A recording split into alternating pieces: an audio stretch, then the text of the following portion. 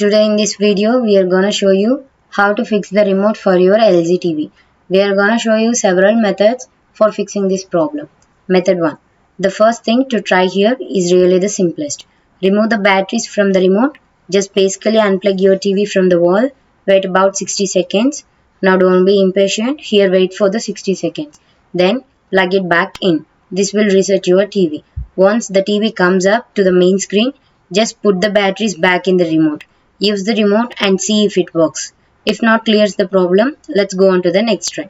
Hold the back button and the home button down at the same time for 5 seconds. After that, release them and press the OK button. You should get a message that the remote has been successfully registered. You can try replacing both batteries in the remote with fresh ones or order a new replacement remote. If this video helped you out, please leave a like and comment down below. If this worked for you, thanks for watching.